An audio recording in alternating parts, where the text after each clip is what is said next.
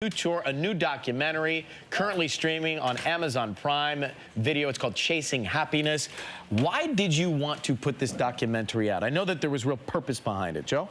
Well, when we got together to talk about maybe even just playing shows, there was a lot of arguing, laughter, telling old stories, and we said, look, we should just film this and capture all this. So through the experience of telling all these stories, going back and working through some issues, I mean, we looked at each other and we're like, I think we should do this again. So it really brought the band back together, this documentary, and really tell the story of what the Jonas Brothers was and is for 15-some years. And I think you also had the idea of reaching out and connecting with brothers who were going through similar things, because you guys were tight, you were on the road, you were working together, and then there was a time where you weren't speaking at all for a long time. Right, and going through that whole process, I think we needed to go on our individual journeys and kind of figure ourselves out a little bit in our own way, and I think it led us back together in a better, stronger, fashion. In the documentary, we see you guys sitting around a table, maybe having some tequila. Maybe, possibly. And it gets real. I mean, I sent you a text saying I actually got emotional watching it, because you feel senses of betrayal. You just feel real things. Yeah, I think that we came to a point in making the film where we produced the film with our manager, Phil McIntyre. John Taylor directed it, and we said, well, there's two versions of this movie. There's the fluff piece, which just tells the history of the band and all that, or there's the version where we show kind of behind the curtain and what those real conversations were. And, tequila did lead to some of those honest conversations, as it does sometimes. But it was the right thing. And putting it in the movie, I think, was hopefully a way of showing that, family is family. It's complicated. We all go through things. And if we can make that just a little bit smaller in that moment and say, you can actually get to a point where you have a healthy relationship and you grow from it, then we're doing the right thing. Well, and to look at the tremendous success you're having now, I play these records on the radio. They're shooting to #1 and they're staying at #1. It's pretty remarkable to do this all over again, isn't it? It's wild, and it's a testament to the fans. I mean, they've grown with us now, which is incredible, but this seems to be a whole new group of fans as well. I think people, too, that were maybe embarrassed to be fans back in the day that are coming out of the woodwork now, which is great. You're all welcome.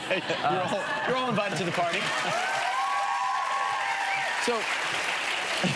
So I was watching the documentary, and there's I cannot believe this is captured on tape.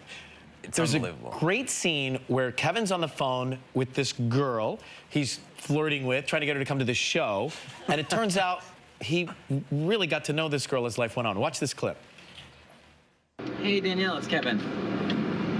How are you? Rockin'. I want to give you a little bit more information about tonight, if I can. So, great. So doors open at 9 o'clock.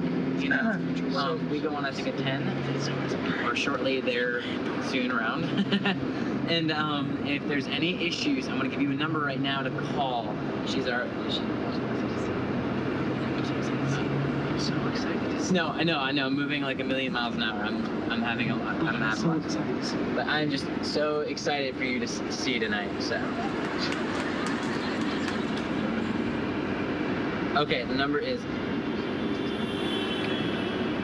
810. Yes. Let's go. Okay.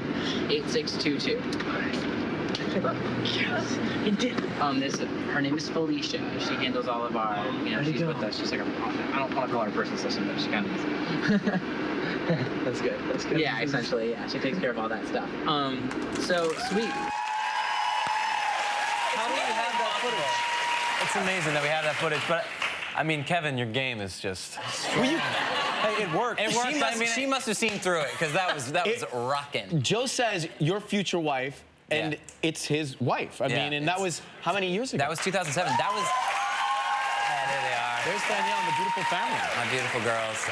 So lucky to have them in my life. But the fact that that was the first show, or one of the first shows she was actually ever coming to. So the fact that she even got off the phone was like, well, I'm not going to hang out with this guy. I mean, you got half of the line right that they were trying. I did. So it's so distracting. I know. It is, and I have a lot of hair, so there's so much going on. It seems like everybody did that. Yeah, it's okay, though.